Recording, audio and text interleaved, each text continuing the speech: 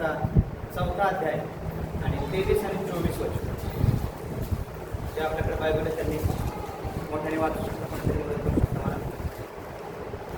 योहान सुवर्तमान याचा 4था अध्याय 23 आणि 24 वचन. तरी खरे उपासक आत्म्याने व खरेपणाने पित्याची उपासना करतील, पित्याची उपासना करतील अशी वेळ येत आहे, किंबहुना आलीच आहे. कारण आपले उपासक असे असावेत, अशीच पित्याची इच्छा आहे. आणि म्हणून 24 वचन सांगतं की देव आत्मा आहे आणि त्याच्या उपासकांनी त्याची उपासना आत्म्याने व खरेपणाने केली पाहिजे. Praise the Lord.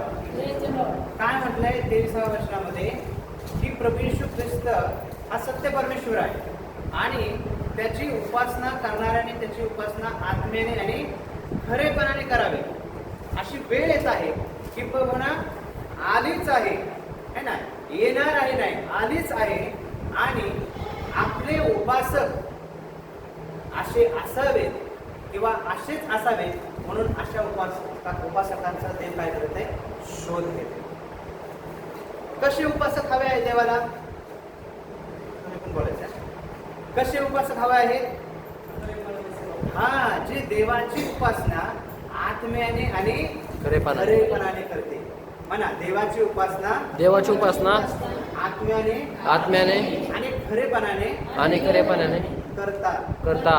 असे लोक देव शोधत आहेत. हालेलुया.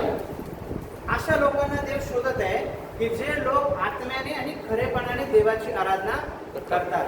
आणि म्हणून लक्षात घ्या, जसं मी सुरुवातीला सांगितलं की परमेश्वराने आपल्या अपराधांची क्षमा करून आपल्याला नीतिमान असं केलंय, आमचं तारण केलंय. आणि आता आम्ही देवाचे काय झालेलो आहोत, उपासक झालेलो आहोत, देवाची उपासना करणारे लोक झालेलो आहोत. मग आता देवाची उपासना करणं, देवाची आराधना करणं, देवाची भक्ती करणं हे काय आहे, ती आम्ही कशी केली पाहिजे आणि खरी ही भक्ती आम्ही कोणत्या प्रकारे करावी अशी देवाची इच्छा आहे. कारण देव म्हणतोय की ती खरी भक्ती जी करणारे लोक आहेत, खऱ्या मनाने जे करणारे आहेत, जे आत्म्याने करणारे आहेत, सत्याने करणारे आहेत, असे लोक मी शोधत आहे. म्हणजे लक्षात घ्या, या जगभरामध्ये अनेक लोक देवाची स्तुती करतायत, देवाची उपासना करतायत, देवाची भक्ती करतायत. पण देवाचं वचन सांगताय की आत्म्याने आणि खरेपणाने आराधना करणारे, उपासना करणारे लोक मी काय करत आहे, शोधत आहे. आणि म्हणून उपासना काय आहे, आराधना काय आहे, हे आम्हाला थोडक्यात समजून घ्यायचं आहे. खरी उपासना जी देवाला हवी आहे किंवा आम्ही तसं बनावं असे लोक जे देव शोधत आहे, ती मग खरी उपासना काय आहे हे आमच्या लक्षात येणं गरजेचं आहे. आता आम्ही नॉर्मली काय विचार करतो बरं, उपासना, आराधना, भक्ती म्हणल्यावर काय असतं आपल्या लक्षात, बोलू शकतो मराठीत सरळ ना, काही हिंदीमध्ये बोलू, तुम्ही काय समजता. चला आता आपण प्रभूची काय करू, आराधना करू, भक्ती करू, देवाची उपासना करू. किंवा आज तुम्ही कुणाला तरी सांगणार असाल की आज मी देवाच्या भक्तीला चाललोय. मग नेमकं भक्ती, उपासना, आराधना म्हणजे काय, तुम्हाला काय वाटतं? आराधना, ओके, देवाच्या उपस्थितीमध्ये जाणं म्हणजे देवाची भक्ती करणं. आणखी आराधना करणं. आणखी काय काय करता तुम्ही? आराधना करणं, वर्शिप करणं. ओके, आराधना, वर्शिप करतो. म्हणजेच काय, गाणे गातो है ना. गाणे म्हणजे आपण देवाची आराधना करत असतो असं. आज रविवारी फक्त आपण इथं येऊन 2 तास गाणे गायले, वचन ऐकलं, स्तोत्र वाचलं, प्रार्थना केली, मध्यस्थी केली, साक्ष दिली की आपण म्हणतो आम्ही उपासना केली. बरोबर ना. मग उद्या काय करणार आहे तुम्ही? उद्या तर काही इथे येणं होणार नाही आपण. मग उद्या काय करणार आहे? संध्याकाळ सकाळ प्रार्थना करायची. बरोबर. बाकी जसं जसं आपलं चाललंय तसं चालू द्यायचं शनिवारपर्यंत. ओके, रविवारी मग आल्यावर परत देवाची उपासना करायची. बरोबर की नाही? का गोंधळ होते? गोंधळ होते काय?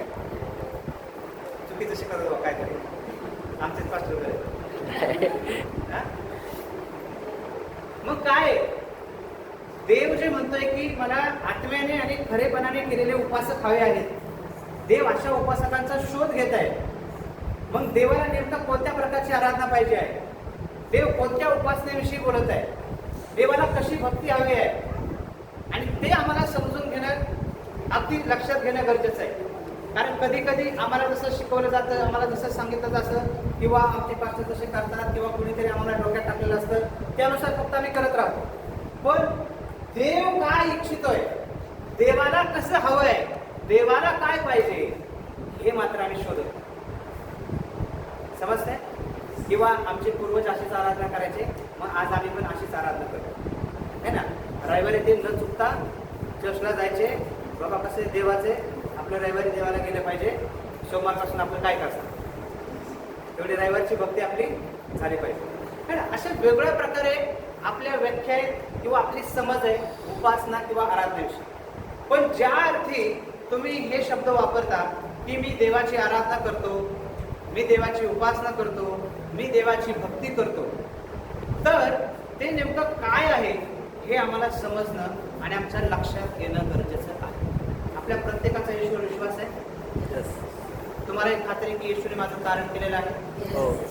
तर आता त्याला मला खरी भक्ती द्यायची आणि खरी भक्ती किंवा आराधना काय आहे हे आम्हाला समजून घेणं गरजेचं आहे. ती कशी केली जाते?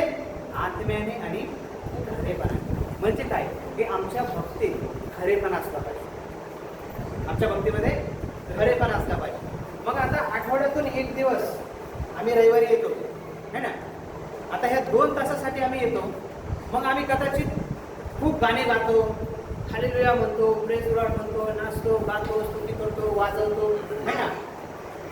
बाळासाहेब प्रेचिंग करत असेल तर हालेलुया प्रेज लॉर्ड म्हणतो आपण. मग आता ही एवढीच भक्ती का? यालाच फक्त आराधना म्हटलेलं आहे का? हे देखील आम्हाला लक्षात घेणं गरजेचं आहे. कारण ज्यावेळेस आम्ही 2 तासासाठी या ठिकाणात येतो, आम्ही जे काही करतोय है ना, जसं आम्ही प्रार्थना करतोय, मध्यस्थी करतोय, साक्ष देतोय, वचन ऐकतोय, स्तुती गाणे गातोय, देवाची स्तुती करतोय, प्रभूची प्रार्थना करतोय है ना, हा सर्व देवाच्या भक्तीचा भाग आहे. हा सर्व देवाच्या भक्तीचा भाग आहे. पण याच्या पलीकडेही अधिक खोलवर भक्ती काय आहे हे आम्हाला समजावं ही देवाची इच्छा आहे. मग आता खरेपणाने भक्ती करणं काय आहे? मी नेहमी सांगतो की ज्या वेळेस आपण देवाच्या मंदिरी येतो, बरोबर, शिव्या देणारा इथं आल्यावर शिव्या देत नाही, भांडण करणारा इथं आल्यावर भांडण करत नाही, तंबाखू खाणारा तिकडंच काढून टाकून पाण्याचा गुळणा बेळा करून कुठं आलोय आपण? देवाच्या मंदिरात, चर्चमध्ये आलो. खरं आहे की नाही? मिस्त्री घासल्याशिवाय भांडे घासणं होत नाही, परंतु रविवारी मिस्त्री नाही का? आपण देवाचे काय करत आहोत? उपासना करत आहोत.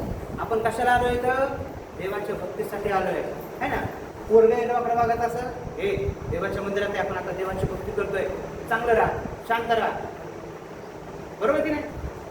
खरं आहे की नाही? मग आता हे सर्व आम्ही म्हणतोय, पण मग हे फक्त ठराविक काळासाठी आणि ठराविक जागेसाठीच मर्यादित आहे का हा खरेपणा? आणि मग आम्ही खरंच खरे आहोत का?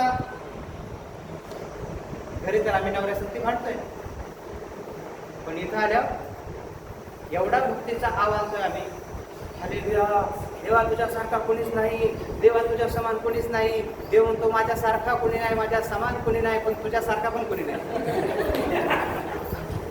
बरोबर की नाही? कारण तू एवढा भारी आहेस, काल शिव्या घातल्यात आणि आज हालेलुया हालेलुया, येशू तुला धन्यवाद, येशू तुला धन्यवाद.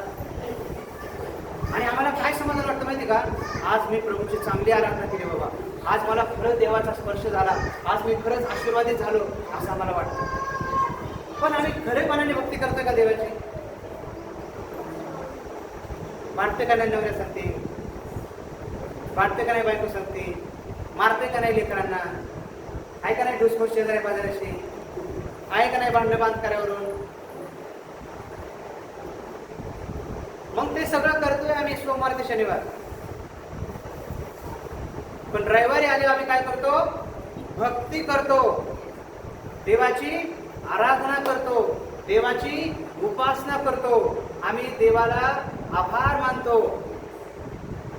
परत सोमवारी गेल्यावर आपलं आहे ते सुरूच. घरी राहणं चालूच आहे, भांडणं चालूच आहे, व्यसन चालूच आहे, वाईट वागणं चालूच आहे, वाईट विचार चालूच आहे, दुष्कृत चालूच आहे, चालू पाडून बोलणं चालूच आहे, शिवीगाळ चालूच आहे, ह्याचं त्याचं चालूच आहे, हेवा देवा चालूच आहे, द्वेष चालूच आहे, निंदा चालूच आहे. सोमवार ते शनिवार सगळं चालतंय. फक्त रविवारी आपण काय करतो? देवाची भक्ती करतो. आणि देव अशा भक्तीविषयी बोलत नाही. देव म्हणतोय खऱ्या मनाने आणि आत्म्याने तुम्ही आणि मी काय करावी? भक्ती करावी. सत्याने तुम्ही आणि मी काय करावी? भक्ती करावी. आणि लक्षात घ्या, ज्या देवावर तुम्ही आणि मी विश्वास ठेवला आहे तो सत्य परमेश्वर आहे, तो जिवंत परमेश्वर आहे है ना. तो सत्य आहे, त्याचं वचन सत्य आहे, तो ख्रिस्त सत्य आहे. कारण त्याचं वचन सांगतं मार्ग, सत्य आणि जीवन मीच आहे. Hallelujah, hallelujah, hallelujah, hallelujah. आणि त्या प्रभू येशू ख्रिस्ताच्या वचनानुसार, त्याच्या वचनात, त्याच्या आज्ञेनुसार आम्ही चालतो. म्हणून पहिले योहानाच्या पत्रामध्ये काय म्हटलंय? की माझी लेकरं, ऐकताय सगळेजण? Yes. माझी लेकरं सत्यात चालतात. कशात चालतात? म्हणजेच काय? की खरेपणात चालतात. म्हणजेच काय? की माझ्या वचनात चालतात, माझं भय धरून आपलं रोजचं जीवन जगतात. रोजचं म्हटलं रविवारचं नाही, रोजचं जीवन जगतात, सत्यात चालताय. त्यांना पाहून जो आनंद होतो ना, तो दुसरा कशानेही मला आनंद होत नाही असं देवाचं. मग ते सत्यात चालणं जे जीवन आहे ना, जे सत्यात चाललं जातं, जे खरेपणाने जगलं जातं, आणि ते जीवन जगणं म्हणजे देवाची खऱ्या अर्थाने आराधना आणि भक्ती करणं आहे. Hallelujah, hallelujah, hallelujah, hallelujah. लक्षात घ्या, रविवारच्या दिवशी या भक्तीच्या वारी है ना, आम्ही आमच्या स्वतःला चांगलं सादर करतो है ना. जरी भांडून आलो तरी इथं मात्र खूप नम्रपणा आम्ही दाखवत असतो. का? आम्ही देवाचे आता काय करत आहोत? ते करत आहोत. पण कुठंतरी आमच्यामध्ये खोटारडेपणा आहे, कुठंतरी आमच्यामध्ये लबाडी आहे, कुठंतरी आमच्यामध्ये अविश्वास आहे. आणि देवाची तर इच्छा आहे की खरेपणाने आणि आत्म्याने, सत्याने परमेश्वराची तुम्ही आणि मी काय करावी? आराधना करावी. मग आता त्या खरेपणाने आणि आत्म्याने आराधना करणं म्हणजे काय आहे? रोमकरास पत्र 12वा अध्याय आणि 1 ते 2 वचन वाचूया. रोमकरास पत्र कोण वाचतंय? रोमकरास पत्र 12वा अध्याय पहिला आणि दुसरा वचन. म्हणून बंधुजनो, मी देवाच्या करुणेमुळे तुम्हाला विनवतो की तुम्ही आपली शरीरे जिवंत, पवित्र व देवाला ग्रहणीय यज्ञ म्हणून समर्पण करावी. ही तुमची आध्यात्मिक सेवा आहे. देवाची उत्तम, ग्रहणीय व परिपूर्ण इच्छा आहे काय आहे हे तुम्ही समजून घ्यावे. म्हणून या युगाबरोबर समज होऊ नका, तर आपल्या मनाच्या नवीनीकरणाने स्वतःचे रूपांतर होऊ द्या. काय म्हणले पहिल्या वचनामध्ये? म्हणून बद्धजन हो, म्हणजे पौल, जो संत पौल आहे, तो जो त्या मंडळीला पत्र लिहित आहे, रोमकराच्या मंडळीला, आणि तो मंडळीला हात जोडून विनंती करून म्हणतो की मी बंदीवान आहे ना, त्यावेळेस तो तुरुंगात होता, पण तिथं असताना देखील तो म्हणतो की मी तुम्हाला विनवणी करून सांगतो की तुम्ही आपली शरीरे जिवंत, काय म्हणले बघा, पवित्र व देवाला ग्रहणीय यज्ञ म्हणून समर्पित करावे. काय समर्पित करावं? तुमचं आणि माझं शरीर, म्हणा माझं शरीर हे देवाला जिवंत, पवित्र आणि ग्रहणीय यज्ञ म्हणून समर्पित करणे. आणि मग काय म्हणले बघा, हीच तुमची आध्यात्मिक सेवा आहे, हीच तुमची खरी आराधना आहे, हीच तुमची खरी उपासना आहे. म्हणजे काय की तुम्ही आणि मी आपल्या शरीराचा यज्ञ देवाला करून टाकावा. आणि हा यज्ञ कसा असला पाहिजे, तो पवित्र, जिवंत आणि ग्रहणीय असला पाहिजे, स्वीकारण्यास योग्य असला पाहिजे. अशा प्रकारचा यज्ञ आम्ही परमेश्वराला करावा. आणि हे यज्ञ करणं म्हणजेच देवाची उपासना करणं आहे. हीच तुमची आध्यात्मिक सेवा आहे असं देवाचं वचन सांगतं. हीच तुमची काय आहे, उपासना आहे. आता मी तुम्हाला काय सांगतो हे लक्षात घ्या. रविवारी इथं येऊन आम्ही देवाची भक्ती करणं चांगलं आहे, आम्ही आलंच पाहिजे, ही देवाची भक्ती आम्ही केलीच पाहिजे. पण जो देव म्हणतो की आत्म्याने आणि खरेपणाने माझी भक्ती झाली पाहिजे, समजते तुम्हाला? म्हणजे जसं की आपण पकडू की एक भाकरी, बरोबर ना, एक भाकरी, तर आम्ही रविवारी जे काय करतो ना ते एका भाकरीतल्या तुकड्याच्या तुकड्याच्या तुकड्याच्या तुकड्यातला तुकडा आहे, बरोबर? रविवारीची भक्ती म्हणजे सर्व काही नाही. तो काय आहे, ऍक्च्युली थोडासा एका भाकरीतला अगदी छोटासा तुकडा आहे. समजते?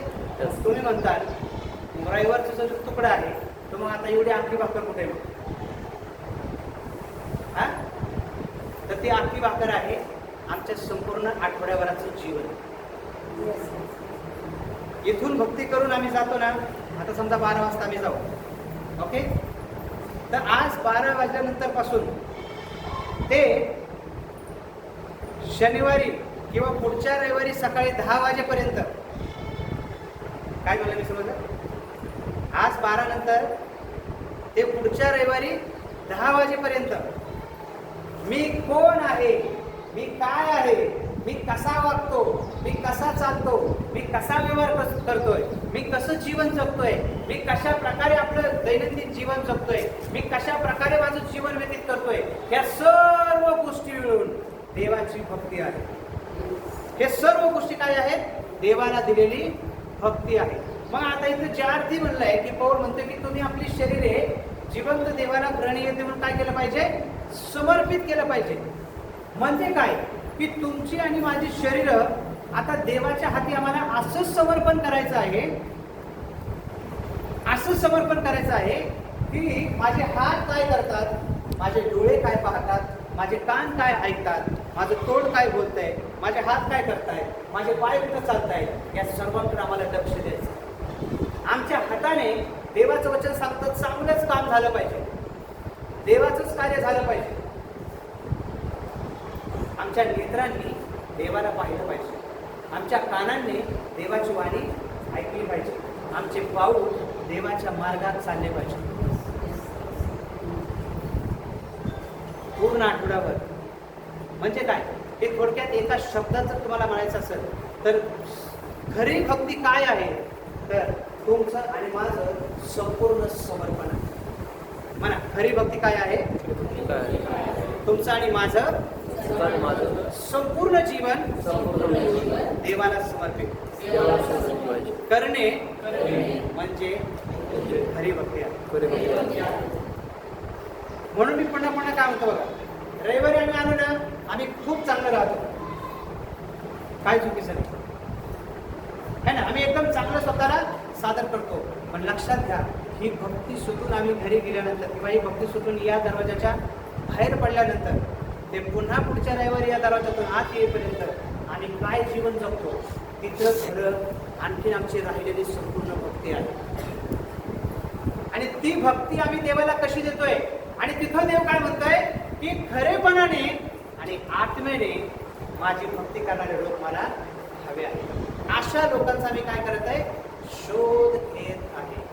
म्हणून उपासना संगीतामध्ये एक गीत आहे जे हेप्सिबा पी ब्रूस यांनी लिहिलेलं आहे ना. त्यांनी काय म्हणले बघा, सर्व ख्रिस्तासाठी काही, सर्व शक्ती जीव प्राण, शब्द कामे कल्पना ही, सर्व दीन दास जा, आहे ना मराठीत. ओके, मी तुम्हाला एक कडवं त्याचं गाऊन दाखवतो. कसं म्हणतं बघा. सर्व ख्रिस्तासाठी काही, सर्व शक्ती जीव प्राण, शब्द कामे कल्प नाही, सर्व दीन तास जाण, येशू ख्रिस्ता सर्व काही अर्पी सारे जीने जा, येशू ख्रिस्ता सर्व काही अर्पी सारे जीने जाण, हात हेही त्याचे कार्या, पाय मार्गी चालाया, नेत्र माझे त्या पाहाया, ओठ स्तुती गावया. सर्वच माझ्या म्हणता. हात हेही त्याचे कार्या, पाय मार्गी चालाया, नेत्र माझे त्या पाहाया, ओठ स्तुती गावया, येशू ख्रिस्ता सर्व काही अर्पी सारे जीने जाण, येशू ख्रिस्ता सर्व काही अर्पी सारे जीने जाण. सुंदर वर्णन केलेलं बघा.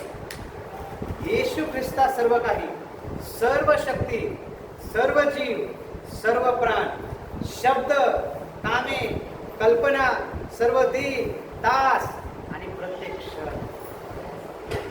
हात घे त्याच्या कार्या, पाय मार्गी चालाया, नेत्र त्या पहाया, ओठ स्तुती कराया. हालेलुया. हालेलुया. म्हणून देवाची भक्ती किंवा देवाची खरी उपासना करणं म्हणजे काय आहे, की तुमचं आणि माझं संपूर्ण समर्पण आहे. मी आणखी तुम्हाला गोष्टीरूपात थोडक्यामध्ये सांगण्याचा हा प्रयत्न करत आहे, की फक्त रविवारी जे आम्ही भक्ती करतो, आम्ही चांगलं करतोय, पण त्या आमच्या भक्तीमध्ये खरेपणा असावा ही देवाची इच्छा आहे. आणि म्हणून संपूर्ण आमचं जीवन आम्ही देवाला समर्पण करणं गरजेचं आहे. का? स्त्रियांनो, तुम्ही विवाहित आहात, तुमच्या पतीवर प्रेम करणं आणि तुमच्या पतीच्या अधीन राहणं, तुमच्या पतीचा आदर करणं, आपल्या मुलाबाळावर आणि आपल्या नवऱ्यावर प्रेम करणं आणि आपल्या घराची सुव्यवस्था राखणं ही तुमची देवाला दिलेली भक्ती आहे. हालेलुया. हालेलुया. समजते तुम्हाला? तुम्हाला वाटलं नाही गाणी गायले हालेलुया हालेलुया धन्यवाद येशू म्हटलं, मग नवऱ्याला कसा का काय करायला? हा आणि गिळ हे का नाही? का? मी देवाची स्तुती करते हालेलुया हालेलुया हालेलुया. व्यर्थ आहे. देवाला तुमचं आणि माझं संपूर्ण जीवन आणि संपूर्ण शरीर पूर्णपणे समर्पित पाहिजे आहे. मग तुमच्या मुलाबाळावर तुम्ही प्रीती करावी. आता तुम्ही कुठं म्हणताल, मग असे मला 2 तास लागतील, है ना? तिथाच्या पत्रामध्ये 2ऱ्या अध्यायामध्ये तुम्ही जर वाचाल तर काय म्हटलंय, की स्त्रियांनो तुम्ही आपल्या पतीच्या अधीन असा, आपल्या मुलाबाळावर आणि आपल्या पतीवर प्रेम करा, आपल्या घराची व्यवस्था राखा. असे केल्याने देवाच्या वचनाची निंदा होणार नाही. आणि ज्या वेळेस आम्ही असं जीवन व्यतीत करतो आणि माझ्या देवाला गौरव प्राप्त होतो, मी माझ्या देवाची भक्ती आणि आराधना करत आहे, मी देवाची उपासना करत आहे, मी प्रभूची सेवा करत आहे, मी खरोखर प्रभूमध्ये जीवन जगत आहे, त्याचा असा अर्थ होतो. फक्त रविवारी इथं खूप गाणे गायले, खूप टाळ्या वाजवल्या, खूप वाद्य वाजवले, खूप मोठ्याने गायलं, खूप काय काय केलं, एवढंच पुरेसं नाही. यस, ही पण तुम्ही आणि मी देवाला दिलेली भक्ती आहे, पण त्याच्या पलीकडं जाऊन तुमचं आणि माझं संपूर्ण जीवन देवाला समर्पित करणं ही प्रभूची भक्ती आहे. पुरुषांनो, तुम्ही विवाहित आहात तर तुमच्या पत्नीवर जसं ख्रिस्ताने मंडळीवर प्रेम केलं आणि आपला प्राण दिला, तसं आपल्या पत्नीवर प्रेम करणं हे तुमचं कर्तव्य आहे आणि ही तुमची देवाला दिलेली भक्ती आहे. लेकरांनो, तुम्ही जर ईश्वर विश्वास ठेवत आहात तर आपल्या आईवडिलांच्या अधीन राहणं आणि आपल्या आईबापांचा आदर करणं हे तुमच्यासाठी आशीर्वादाचं कारण आहे. त्याद्वारे तुमचं कल्याण होणार आहे, तुम्हाला दीर्घायुष्य प्राप्त होणार आहे आणि तुम्ही दीर्घायुष्य होणार आहात. हालेलुया. पण ज्यावेळेस आम्ही अशा प्रकारे देवाचं वचन पाळतो त्यावेळेस खऱ्या अर्थाने आम्ही देवाची काय करत असतो? भक्ती करत असतो. आई बापाला आठवडाभर उलट बोलायचं आणि इथं येऊन हालेलुया, येशू बापा तुला धन्यवाद, येशू बापा माझं जीवन समर्पित करतो, येशू बापा तुला गौरव असो. देवाला असं म्हणल्याने गौरव मिळत नाही. आम्ही सगळ्याने देवाला गौरव मिळतो. तरुण लेकर आहे, तुम्ही अभ्यास करत आहात, तुम्ही शाळा शिकत आहात, तुम्ही कॉलेज शिकत आहात, तुम्ही कोर्स करत आहात, तर तुम्ही खऱ्या अर्थाने देवाचं भय धरून तुम्ही तुमच्या अभ्यासावर लक्ष देणं, देवाचं भय बाळगून तुम्ही तुमचा अभ्यास करणं, प्रामाणिकपणे स्कूल कॉलेजमध्ये जाणं, प्रामाणिकपणे अभ्यास करणं, आपल्या शिक्षकांचा आदर करणं, आपल्या मित्रांशी चांगल्या प्रकारे वागणं आणि त्यांना चांगला विचार देणं, ही तुम्ही देवाला दिलेली काय आहे? आराधना आहे, भक्ती आहे. तुम्ही जर बाहेर जाऊन मित्रांसाठी शिव्या दिल्या, तुम्ही काहीतरी व्यसन केलं, तुम्ही भांडण केलं, तुम्ही पार्ट्या केल्या, तर तुमच्यामध्ये भक्तीचा अंश कुठे आहे? तू फक्त रविवारी आले होते तुला? रविवारी आले खूप भक्ती एकदम जोरात, मग आठवडाभर आमची भक्ती जाते कुठे? देवाची तर इच्छा आहे की आमचं संपूर्ण जीवन देवाला समर्पित करावं. कारण तो काय म्हणतो?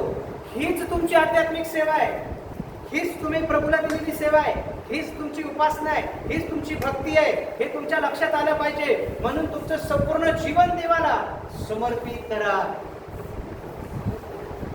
ते समर्पण करणं गरजेचं आणि महत्वाचं आहे. कदाचित एखाद्याचा द्वेष करावा अशी परिस्थिती निर्माण होईल, अशा प्रकारे लोक तुमच्याशी वागतील, पण तरी देखील माझा देव सांगतो की आपल्या शत्रूवर देखील प्रेम कर, त्याच्यासाठी प्रार्थना कर, त्याला शाप देऊ नको, त्याला आशीर्वाद दे. हे आमच्याकडून होणं म्हणजे आम्ही देवाची आराधना करत आहोत. आईवडिलांच्या अधीन आहोत, आम्ही देवाची आराधना करत आहोत. आम्ही आमचा अभ्यास स्कूल कॉलेज प्रामाणिकपणे आणि विश्वासपणे करत आहोत. आम्ही देवाची आराधना करत आहोत. आम्ही आमच्या घराची व्यवस्था राखत आहे, पतीवर प्रेम करत आहे, लेकरांवर प्रेम करत आहे, आपल्या घराची चांगली व्यवस्था राखत आहे. तुम्ही देवाची आराधना करत आहात. तुम्ही वयस्कर आहात,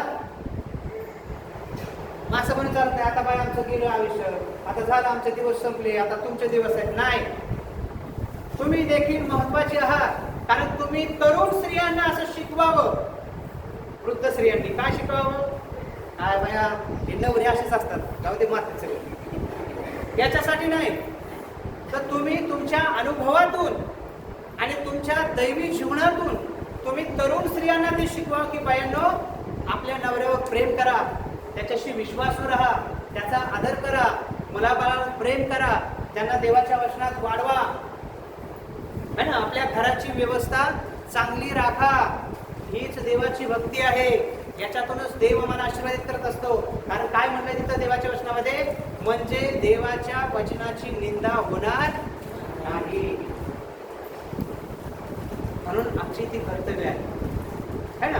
या जगामध्ये जीवन जगत असताना आमच्या समोर अनेक मोहपाश आहेत, क्षणोक्षणी मोहपाश आहेत, खाण्याचे आहेत, देण्याचे आहेत, पिण्याचे आहेत, सगळ्या प्रकारची गोष्टी आहेत, सगळे मोह आहेत.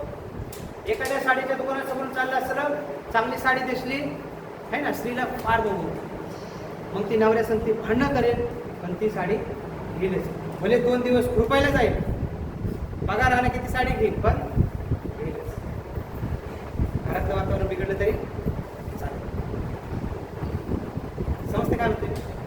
म्हणजे काय की ह्या जगामध्ये आम्हाला मोहपाश क्षणोक्षणी आहे. प्रत्येक पावलागणिश मोहपाश आहेत. तरुण आहात काय, तुमच्या समोर अनेक मोहपाश आहेत. स्त्रियांनो, पुरुषांनो आणि संपूर्ण मंडळींनो, आमच्या जीवनात क्षणोक्षणी मोहपाश आहेत. पण त्याच्यावर देखील देवाच्या आज्ञेच्या द्वारे आम्ही विजय मिळवावा आणि देवाला समर्पित जीवन जगून आणि देवासाठी जगत राहावं, हीच आम्हाला आमची देवाला दिलेली खरी भक्ती आहे. हालेलुया. आपली शरीर जिवंत देवाला ग्रहणीय येते म्हणून समर्पित करायचे म्हटलंय. म्हणजे काय आता आम्हाला काय खरं असा यज्ञ नाही करायचंय. पण कसं म्हटलंय पौल काय म्हणतो, मी माझ्या शरीराला रोज उचलतो. रोज उचलतो म्हणजे काय की जे मी करायला नाही पाहिजे ना ते करण्यासाठी माझं शरीर धाव घेत आहे. बघा लहान लेकरांना जर म्हणलं ना की तवा गरम आहे तिथं हात लावू नको, तर ते मुद्दाम जाणार आणि तिथं हात लावते की नाही. हा आपला माणसाचा स्वभाव आहे. आदाम हवेला सांगितलं होतं की अख्खी बाग तुमचीच आहे, काय खायचंय कसं काय करायचं सगळं करा, फक्त एका झाडाचं फळ खाऊ नका. पण त्यांनी अख्खी बाग सोडली, पण त्या झाडाचं फळ खाल्लंच आणि शाप उडवून घेतला. तसं तुम्हाला आणि मला देवाने आज्ञा दिल्या आहेत, त्याने आम्हाला वचन दिलंय, त्याने आम्हाला शब्द दिलाय, तो आम्हाला काय करायचा आहे, पाळायचा आहे. पण आम्ही काय करतो, रोज त्याच्या विरोधात जाण्याचा प्रयत्न करतो. प्रभू मला चोरी करू नको, आम्ही त्याच्याकडे होतो. देव म्हणतो लबाडी करू नकोस, आम्ही त्याच्याकडे चोरतोय. देव म्हणतो द्वेष करू नकोस, आम्ही त्याच्याकडे चोरतोय. देव म्हणतोय तू निंदा करू नकोस, आम्ही त्याच्याकडे चोरतोय. देव म्हणतोय तू भांडण करू नकोस, आम्ही तिकडे चोरतोय. देव म्हणतोय आपल्या मुखातून अपशब्द वापरू नको, आम्ही तेच वापरतो. आणि म्हणून आमची भक्ती खरी भक्ती होती. मग जरी रविवारी इथे येऊन आपण काय उघडे पडलो आणि टाळ्या वाजवल्या आणि उड्या मारल्या आणि काय केलं तरी कदाचित ती आमची भक्ती खरी होऊ शकत नाही. का? कारण आम्ही देवाच्या वचनाच्या विरोधात, आम्ही आमच्या स्वतःच्या शरीराला देवाला एवढं समर्पित केलं पाहिजे आणि देवाच्या आत्म्याच्या द्वारे आम्ही तेवढं काबूत ठेवलं पाहिजे की या माझ्या शरीराच्या द्वारे देवाचं गौरवच झालं पाहिजे. माझ्या हाताने चांगलंच काम केलं पाहिजे, कारण आम्हाला देवाने उद्धार केले, आमचं तारण केलंय यासाठी. आणि देवाने आम्हाला अगोदरच नियुक्त करून ठेवलंय की आम्ही चांगलं काम करत राहा. एपिस्कराच्या पत्राच्या 2 अध्यायाच्या 10व्या वचनामध्ये तुम्ही वाचू शकता 10-11 की देवाने आम्हाला चांगल्या कामासाठी काय केलेलं आहे, निवडलेलं आहे. ते चांगलं काम तुम्ही आणि मी काय करावं, करत राहावं. ही आम्ही देवाला दिलेली काय आहे, भक्ती आहे. स्तोत्र 1 मध्ये म्हणतात की जो पुरुष रात्रंदिवस देवाच्या वचनावर मनन करतो तो कसा आहे, धन्य आणि आशीर्वादित आहे. तो पाण्याच्या प्रवाहाजवळ लावलेल्या झाडासारखा आहे. कसा आहे, पाण्याच्या प्रवाहात लावलेल्या झाडासारखा आहे. तो आपला हंगामी फळ देतो. तो आपला हंगामी फळ देतो. हंगामी फळ देणं म्हणजे काय, आता कोणता सीझन आहे, आहे की नाही आंब्याचा सीझन. आता आंबे आलेत का, आलेत ना, यायलाच पाहिजे. कारण आता तुमचा काय आहे, हंगाम आहे. ज्या आंब्याला आंबे नाहीत त्याला तुम्ही म्हणता का वाव किती छान झाड आहे, बापरे खूप सुंदर, मला तर खूप आवडतं म्हणाल का. असं ज्या आंब्याच्या झाडाला आंबेच नाही आता सीझनमध्ये त्याला तुम्ही खरंच चांगला आंबा म्हणाल का, खूप चांगलं झाड आहे म्हणाल का, नाही म्हणाल. का, त्याचा फळ देण्याचा समय आणि तो फळ देतो. समजले. तसं तुम्ही आणि मी या जगामध्ये राहत आहोत आणि या जगामध्ये तुम्हाला आणि मला आत्म्याची फळं द्यायची आहे. तुम्हाला आणि मला तसं जीवन जगायचं आहे. मग तुम्ही म्हणताल बरोबर आहे आम्ही देतो, परंतु कधी कधी काय होणार हो, घरातला नवरा बायको पोरग किंवा शेजारी असा त्रास देतो ना, मग एखादी तरी शिवी द्यावंच लागते. हंगामी फळ देता आलं पाहिजे. म्हणजे काय की आता रागाचा सवय आहे, खूप राग येण्यासारखं आणि काहीतरी कृती करण्यासारखं आहे, पण तिथंच आम्ही सहनशील बनतो आणि समोरच्याला क्षमा करून टाकतो, तर आम्ही हंगामी फळ देतो. हालेलुया. जिथं आता समोरच्याला मारण्याची वेळ आहे, पण तिथं आम्ही क्षमा करतो आणि आमच्या स्वतःला आवडतो, तर आम्ही हंगामी फळ देतो. तुम्ही माझ्याशी चांगले वागले तर मी तुमच्यासाठी काहीच वाईट नाही करणार, तिथं काही विशेष नाहीये. पण त्यांनी मला शिवेगाळ करून त्रास देऊन जर मी त्यांना क्षमा करतोय तर मी त्यावेळेस हंगामी फळ देतो. म्हणून आमच्या प्रभू येशू ख्रिस्ताने क्रूसावरती प्राण देत असताना हातापायामध्ये खिळे टोकले, काट्याचा मुकुट डोक्यामध्ये घातला, कुशीत भाला पोकसला है ना, पायामध्ये खिळे ठोकण्यात आले, पाणी म्हणून आंब देण्यात आलं आणि उन्हाचा कहर आता आम्हाला सावलीत बसून नको होत आहे. देवाला भर दुपारी उन्हाच्या कहरामध्ये ज्याचं शरीर जमीन नांगरावी असं नांगरल्यासारखं झालं होतं आणि वेदना अशा भयंकर होत्या असा त्रास देऊन त्याला लोक मारत होते, तरी प्रभू येशू ख्रिस्त काय म्हणतात, हे प्रभू यांना क्षमा कर, कारण हे काय करतात ते त्यांना समजत नाही. हे आहे हंगामी फळ. आणि आम्ही आमच्या रोजच्या जीवनामध्ये ज्यावेळेस अशा प्रकारचं जीवन जगतो, क्षमेचं जीवन जगतो, सहनशीलतेचं जीवन जगतो, आम्ही आमच्या स्वतःवर काबू ठेवतो, प्रत्येक मोहापासून आम्ही आमच्या स्वतःला दूर राखतो आणि नेहमी देवाचं भय बाळगून देवाचं वचन पूर्ण करण्याचं काम करतो, त्यावेळेस आम्ही देवाची भक्ती करत असतो. आणि असे भक्ती करणारे लोक देवाला हवे आहेत, फक्त रविवारचे नाही. याचा अर्थ रविवारी भक्ती केली असं पाहिजे असं नाही आहे, तुम्ही चुकीचं घेता. हा, रविवारी आम्ही आलंच पाहिजे. सर्व मंडळी म्हणून एकत्र देवाने आम्हाला दिलेली सहभागिता आहे ते आम्ही घेतलीच पाहिजे. पण ह्या सहभागितेत अधिक खरेपणा असावा म्हणून आठवडाभर देखील आम्ही देवाची भक्ती करत राहिले पाहिजे आमच्या जीवनाच्या. आणि जे मी आता सांगतो त्या प्रकारे ही खरी भक्ती आणि उपासना देवाला आम्ही. शेवटचं वचन आणि शेवटचं उदाहरण आपण पाहतो. ओके, उत्पत्ती याचा 22वा अध्याय आणि 5वं वचन बोलतोय. उत्पत्ती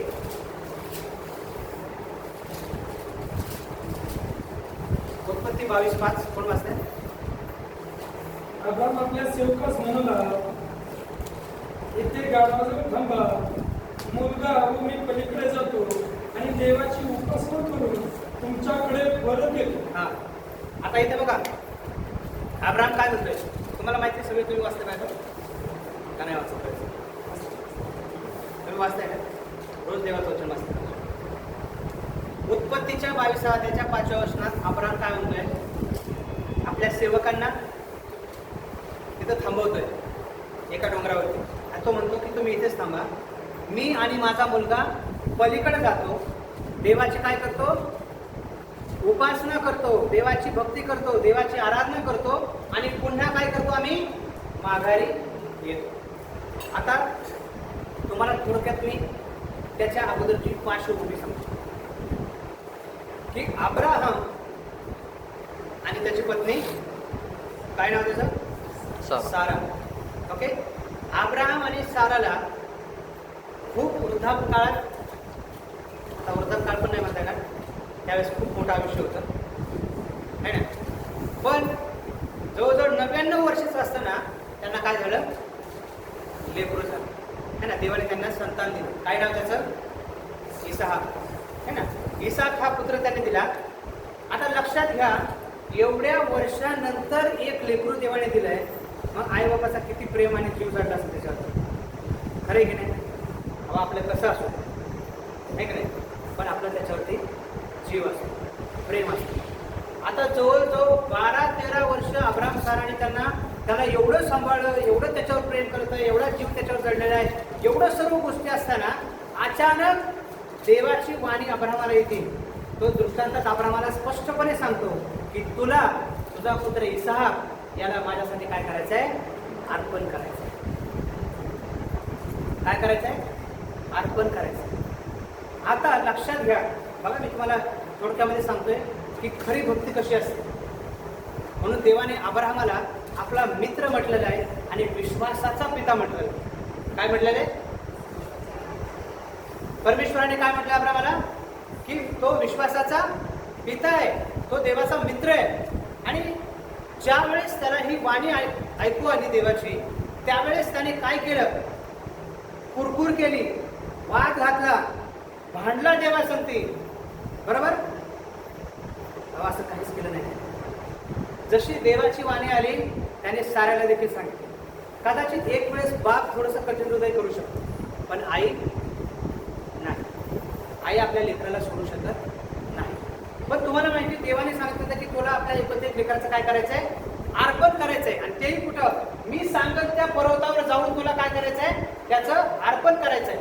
आणि आता लक्षात घ्या, अब्रामाला शुभ आल्यानंतर त्याने साराला निश्चित सांगितलं असणार. आणि देवाचं वचन असं सांगतं की भल्या पहाटेस उठून, अगदी सकाळी सकाळी लवकर उठून, जसं काहीतरी उत्साह आहे, काहीतरी आनंदाची गोष्ट आहे, अशा भल्या पहाटेस उठून अब्रामाने काय केली, आपली त्या प्रवासाला निघण्याची तयारी केली. त्याने गाढवं घेतले, सेवक संती घेतले.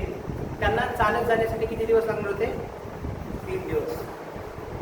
मग सर्व आपलं भाकरी तुकडा सगळं काही संगती त्यांनी घेतलं आणि आपल्या इसहाकाला, जो एकुलता एक पुत्र आहे, जो देवाने एवढ्या वर्षानंतर दिला होता, पण देवाने सांगितलं त्याचं काय करायचं, अशा अशा पर्वतावर अर्पण करायचं. त्या अर्पणासाठी तो त्याला घेऊन निघाला. सारेचा जीव काय म्हटलं, पण बायबलमध्ये असं कुठं लिहिलेलं दिसत नाही की साराने कुरकुर केली किंवा साराने त्याला जाऊ दिलं नाही, असं कुठंच पाहिलं नाही. लक्षात घ्या, अब्राहमाच्या जीवनामधून देखील आम्हाला खरी भक्ती कशी पाहायला मिळते. ज्यावेळेस खरं समर्पण आणि खरा देवावर भावाने विश्वास असतो आणि देवाचं भय बाळगून जीवन जगत असतो, त्यावेळेस देव आमच्या संगती बोलत असतो. देव अब्राहमाशी बोलला, देवाची वाणी अब्राहमाशी आली आणि अब्राहमाला असं काही सांगितलं होतं की आपल्या जीवनातलं जी मौल्यवान सर्वस्व नव्हतं आपण काय म्हणतो, माझं सगळं गेलं तर चालेल, माझं इकडे माझं काय आहे, सर्वस्व आहे, ते माझ्यापासून नाही गेलं. पण जे आपलं सर्वस्व आहे तो अब्राहम देवाला देण्यासाठी आनंदाने तयार झाला. कसा दिसतो आनंदाचा? तुम्ही अगदी पहाटे उठून कधी निघता? खास लेकरं, त्यांना शाळेतून कळवत्या की तुमची ट्रिप जाणार आहे उद्या. ज्या लेकराला शाळेत जाण्यासाठी धक्के देऊन मारून उठावं लागतं ते पहाटेच उठून बसतं आणि आईबापाला ते उठवतं. मम्मी पप्पा उठा, माझी सहल आहे, आज मला जायचंय, है ना, ते आंघोळीला पाणी, काय आनंद असतो जाण्यासाठी. अब्राहम भल्या पहाटे सुटला आणि त्याने सर्व गोष्टीची तयारी केली. आता लक्षात घ्या, अब्राहमाच्या जीवनातून आपल्याला शिकायला काय मिळतं, खरी भक्ती. म्हणून मी शेवटी उदाहरण म्हणून घेतलं की खरी भक्ती आम्हाला कशी पाहायला मिळते. की अब्राहम म्हणू शकत होता की देवा, सगळ्यात पहिली गोष्ट त्याने कुरकुर केली असते, देवा जर ही लेकरू तुला परत अर्पणच मागायचं होतं तर तुम्हाला दिलंच कशाला, उगाच आता त्याच्यावर जीव जडलाय, आता हे लेकरू तुला द्यायचं कसं शक्य होईल बरं, तू हे असं का केलं, किंवा हो देवा माझं काय मत नाही, मी द्यायला तयार आहे, पण सारा काय नाही, असं बरंचसं काय म्हणू शकलं असतं. पण तुम्हाला माहिती साऱ्याविषयी देखील साक्षी आहे ना. तुम्ही पेत्राच्या पहिल्या पत्रामध्ये वाचताना आहे ना, विवाहाच्या ह्याच्यात आपण नेहमी वाचू शकतो, ते देखील धनी म्हणून अब्राहमाच्या अधीन होते, है ना. अब्राहमाची काय म्हणायची, धनी म्हणून ते अब्राहमाच्या अधीन होते. कदाचित अब्राहम त्याला सांगितलं असावं आणि ती देखील त्याच्यासाठी राजी. म्हणून अब्राहमाच्या जीवनातून आम्हाला खरी भक्ती कशी पाहायला मिळते की त्याने कुरकुर वादविवाद केला नाही, परंतु त्याने येशू देवबापाने सांगितलं जशी वाणी आली तसं त्याने तंतोतंत पाळण्याचा प्रयत्न केला. म्हणून शेवटचा मुद्दा मी तुम्हाला अब्राहमाच्या जीवनातून काय सांगण्याचा प्रयत्न करणार आहे की आमच्या जीवनामध्ये सर्वात आमच्यासाठी जे सर्वस्व आहे अशा गोष्टीचा त्याग किंवा एका शब्दात त्याग आणि आज्ञापालन करणं म्हणजे देवाची खरी भक्ती आहे. काय म्हटलं मी, खऱ्या अर्थाने आपल्या जीवनात त्याग करणं आणि देवाच्या वचनाचं आज्ञापालन करणं ही देवाला दिलेली खरी भक्ती आहे. मग ती अब्राहमाच्या जीवनातून कशी पाहायला मिळते. अब्राहमाने वादविवाद केला नाही, कुरकुर केली नाही, त्याच्यातून आम्हाला अब्राहमाचा स्वभाव मिळतो आणि त्याच्या भक्तीचा प्रकार पाहायला मिळतो. एवढंच नव्हे तर तो भल्या पाठी तयारी करून तो निघतोय. आता तुमच्या माझ्यासारखा असता, समजा अर्पण करायला तयार झाला तर काय म्हणत असता, प्रभू माझ्या दारातून भरपूर जागा आहे, काय गरज आहे एवढ्या त्या पर्वतावर जाऊन 3 दिवसाचा प्रवास करत जाऊन एवढा सगळा त्रास घेऊन, है ना, इथंच अर्पण करतो. आम्हाला यांच्या जीवनामध्ये शॉर्टकट हवा असतो, है ना, बरोबर ना. शॉर्टकट मारतो की नाही आपण, दान द्यायचीच ना, 100 टाकायची काय गरज आहे, 10 दिलं तरी कसं आहे, देवाला दिले ना आपण काय ना काय दर्शन द्यायचंय, काय तेच द्यावं म्हणून काय, हे दिले तर चालतंय ना, बरोबर. जस्टच जायचं काय एवढं आवश्यक आहे का, नाही गेलं तर आपण घरी पण प्रार्थना करू शकतो ना. काय होतंय, आम्हाला शॉर्टकट हवं, पण देवाची आज्ञा पाळायला आम्हाला नको. पण अब्राहमाच्या जीवनात किती तंतोतंत आज्ञा पाळली गेली लक्षात घ्या. म्हणून मी सांगतो पुन्हा त्या रेपिटेशन की अब्राहमाला देवाने आपला मित्र म्हटलंय आणि विश्वासाचा पिता म्हटलेला आहे. का म्हटलंय, कारण त्याच्या जीवनामधली ती जी भक्ती आहे ना ती भक्ती खरी दिसतीये. आणि तो शॉर्टकट मारू शकला असता, तो म्हणला असता की प्रभू इथंच अर्पण करतो, पण नाही, तो अगदी तंतोतंत देवाचं आज्ञापालन करत आहे आणि त्याग करत आहे. आपल्या स्वतःचं पोटचं लेकरू तो काय करत आहे, अर्पण करत आहे. लक्षात येत आहे. मग त्याने तिथून प्रवास सुरू केला. देवाने जो पर्वत सांगितला होता त्याच्यासाठी कदाचित त्याला 1-2 पर्वत पण पार करून जावं लागलं असतं. मग तिथं पण तो म्हणला असतं की देवा दारात नाही, समजा आता हे 2 पर्वत पार करून परत तिसऱ्या पर्वतावर जाण्यापेक्षा इथंच अर्पण करतो, असं पण त्याने केलं. तो जिथं देवाने सांगितलं होतं, जे अगदी बरोबर देवाने सांगितलं होतं, तिथंच त्याने पोहोचण्याचा प्रयत्न केला. आणि शेवटी त्या डोंगराजवळ तो जातो, अलीकडंच आपली गाढवं आणि आपल्या चाकरांना थांबवतो आणि तो काय म्हणतो की मुलगा आणि मी जातो आणि देवाची भक्ती करून वापस येतो. आता कोणत्या प्रकारे भक्ती करणार होता तो देवाची? आता भक्ती आपल्या भाषेत जातो आणि देवाची आराधना करून येतो. मग आता त्याने कीबोर्ड घेतला होता का? ड्रमसेट घेतला होता का? ढोलकी वादक काय होते का? झांज टाळ होते का? टाळे वाजवे लोक होते का? मग कसली आराधना करायला चालला होता अब्राहम? कोणती आराधना करणार होता तो? देवासाठी त्याग करणं ही आमची आराधना. मग तुमच्या आणि माझ्या जीवनात आम्हाला प्रभूसाठी काय त्याग करावा लागेल, काय सोसावं लागेल, आम्हाला ते करायचं आहे. कारण तीच आमच्या देवाला दिलेली काय आहे? उपासना आहे. आपल्या स्वतःचं लेकरू द्यायचं होतं, जाऊन त्या सरणावरती लेकराला अर्पण करायचं होतं. आणि तो काय म्हणतो चाकरांना, आम्ही जातो आणि देवाची भक्ती करून वापस येतो. त्याच्यात आम्हाला गोष्ट शिकायला काय मिळतं की तो मोठा त्याग करण्यासाठी चालू. तो त्याग करणं म्हणजे देवाची आराधना. जसं तो आज्ञापालन करतोय आम्ही बघतोय, ते आज्ञापालन करणं म्हणजे देवाची भक्ती करणं. विश्वासाने जगणं किंवा विश्वासाचं बोलणं ही देवाला दिलेली काय आहे? आराधना आहे. तो काय बोलला माहिती तुम्हाला? आम्ही जातो आणि देवाची भक्ती करून पुन्हा माघारी येतो. तो असं म्हणला का की आम्ही जातो तिथं लेकराचं अर्पण करतो आणि मग मी माघारी येतो, असा बोलला का? तो विश्वासाने बोलला की आम्ही जातो आणि देवाची उपासना करून पुन्हा आम्ही माघारी येतो. त्या विश्वासाचे बोल आम्हाला त्याच्या जीवनातून पाहिलं, ते आज्ञापालन आम्हाला त्याच्या जीवनातून पाहिलं नाही. ते सॅक्रिफाईस आम्हाला पाहायला मिळतंय. कोण आपल्या स्वतःच्या पोटचा गोळा लेकरू अर्पण करणार आहे? अर्थात ज्यावेळेस अब्राहम तिथं पोचला, त्याने त्या सणावरती आपल्या लेकराला ठेवलं आणि तो चाकू उघडणार, एवढ्यात देवाची वाणी आली की धन्य अब्रामा, तू येथपर्यंत विश्वासू राहिलास, येथपर्यंत माझं आज्ञापालन केलंस. आपला एकुलता एक मुलगा पण तू त्यागायला मागं पाहिलं नाही. धन्य आहेस तू, आशीर्वादित आहेस तू. आणि म्हणून तो आपल्याला त्याला मित्र आणि विश्वासाचा पिता म्हणून आपल्याला पाहायला मिळतो. म्हणजे काय की आम्ही हे लक्षात घेणं गरजेचं आहे की अशा प्रकारचं जीवन जगणं म्हणजे देवाला दिलेली आराधना. आणि म्हणून तुमच्या माहितीसाठी उत्पत्ती 22:5 मध्ये जो हा उपासना शब्द वापरलेला आहे तो बायबलमध्ये पहिल्यांदा वापरलेला आहे. गाणे गाण्यासाठी उपासना म्हणलेलं नाही तिथं, पण जे सॅक्रिफाईस करायला चालला होता, जो त्याग करायला चालला होता, जे आज्ञापालन परिपूर्ण तो देवाचं करायला चालला होता, त्याला तो भक्ती किंवा उपासना शब्द वापरतो. हे अब्रामाचं जीवन आम्हाला पाहायला मिळतं. म्हणून आज आम्ही जे लक्षात घेतोय किंवा आम्ही जे शिकतोय ते आम्हाला पुन्हा एकदा लक्षात घेणं गरजेचं आहे की देवाची भक्ती करतो म्हणजे काय किंवा देवाची भक्ती करणं म्हणजे काय. कारण देव तर अशा लोकांचा शोध घेत आहे की जे लोक सत्याने आणि खरेपणाने आणि आत्म्याने देवाची काय करत आहे? उपासनाने आराधना करत. काय तुम्ही आणि मी आज देवाच्या त्या शोधातले लोक बनत आहोत काय? देवाने तुमच्या आणि माझ्या मंडळीकडं, तुमच्या आणि माझ्या जीवनाकडे पाहून म्हणा की होय, जे आत्म्याने आणि खरेपणाने सेवा करणारे लोक हवे आहेत मला, ते मला सापडले. ही मंडळी आहे, ते हे लोक आहेत जे आत्म्याने आणि खरेपणाने देवाची उपासना करतात. आणि निश्चित देव त्याचं पारितोषिक तुम्हाला आणि मला दिल्याशिवाय राहणार नाही. कारण देवाचं वचन सांगतं की जे सत्यात चालतात ह्यातून जो मला आनंद होतो तो दुसऱ्या कशानेही होत नाही. तुम्ही आणि मी माझ्या प्रियांनी फक्त या मंदिरात आल्यावरच आम्ही खूप देवाची भक्ती करावी असं नाही. हा भक्ती करण्याचा छोटासा भाग आहे.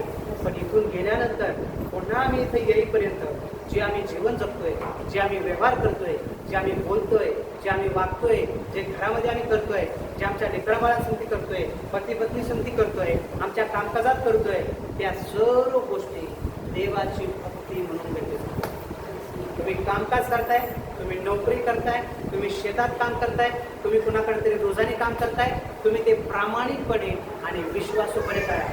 तुम्हाला पाहणारा मालक असो की नसो, देव माझ्या प्रामाणिकपणा मला पाहतोय, देव मला पाहतोय, म्हणून प्रामाणिकपणे सर्व गोष्टी करा. कदाचित त्याच्यामध्ये त्रास होईल, अडचणी येतील, आम्हाला काहीतरी त्यागावं लागेल तरी चालेल, पण आम्हाला देवाच्या सर्व कार्यात विश्वासूपणे जीवन जगायचं आहे. आणि ते विश्वासाचं जीवन जगणं हीच देवाला दिलेली खरी उपासना आणि आराधना. हालेलुया. देव करो तुम्हाला आणि मला विशेष आशीर्वादित करो आणि देवाला खरी भक्ती देण्यासाठी, आमच्या संपूर्ण जीवनाच्या द्वारे देवाला भक्ती देण्यासाठी देव तुमचं आणि माझं सहाय्य करो. शेवटी सांगतो की हे सर्व करण्यासाठी माझ्याकडे बळ आणि ताकद नाही, मी एवढा बलवान नाही असं तुम्ही म्हणत असाल. यस, आम्ही तितकं बलवान नाहीये, पण आमचं जर तारण झालेलं आहे तर देवाचं वचन सांगतं की त्याने त्याचा आत्मा आमच्या ठाई ठेवलेला आहे. आणि तो आत्मा इतका सामर्थ्यवान आहे की तो आम्हाला सर्व प्रकारचं सामर्थ्य देण्यासाठी तो आम्हाला आमच्यामध्ये आहे. आणि त्या सामर्थ्याच्या द्वारे आम्ही सर्व काही करण्यासाठी समर्थ आहोत. धन्यवाद. जर तुम्हाला शक्य असेल तर आपण गुडघ्यावर येऊन परमेश्वराला धन्यवाद. आधी शेवटच्या 2 मिनिटासाठी आपलं समर्पण देवाला करूया. माझ्या भावा, माझ्या बहिणी, जे वचन तुम्ही आणि मी ऐकलेलं आहे की जी उपासना देवाला हवी आहे, खरेपणाने, खऱ्या मनाने, सत्यतेने आणि आत्म्याने केलेली जी आराधना देवाला हवी आहे ते आम्ही शिकलेलो आहोत. आणि देव अशा लोकांचा शोध करत आहे. म्हणून स्वतः आपल्या छातीवरती हात ठेवून देवाकडे एक हात उभारून देवाला हे म्हणूया की प्रभू, तुझी खरी भक्ती करणारा व्यक्ती मी असावा, म्हणून आज तुझ्या आत्म्याच्या द्वारे मला सहाय्य करू. तुझा पवित्र आत्मा मला सहाय्य करू दे. तुझा अभिषेक माझ्यावरती आज काम करू दे. पवित्र आत्म्याचं सामर्थ्य आज माझ्यामध्ये काम करू दे. तुझा पवित्र आत्मा परमेश्वरा मला सामर्थ्य आणि ताकद देऊ दे की प्रभू, फक्त या मंदिरामध्ये आल्यानंतरच नाही, हा तर भक्तीचा छोटा भाग आहे, परंतु देवा, माझं जे संपूर्ण जीवन आहे ते मी असं जगावं ज्याच्यामध्ये देवाचं भय आहे, ज्याच्यामध्ये देवाचं आज्ञापालन आहे, ज्याच्यामध्ये त्याग आहे, ज्याच्यामध्ये देवाचं वचन संपूर्णपणे पाळलं जाणार आहे आणि देवाच्या इच्छेप्रमाणे मी जीवन जगलं जाणार आहे. आणि ते संपूर्ण माझं जीवन देवाला दिलेली खरी आराधना. परमेश्वरा, आम्ही तुला धन्यवाद, आम्ही तुझे आभार मानतो.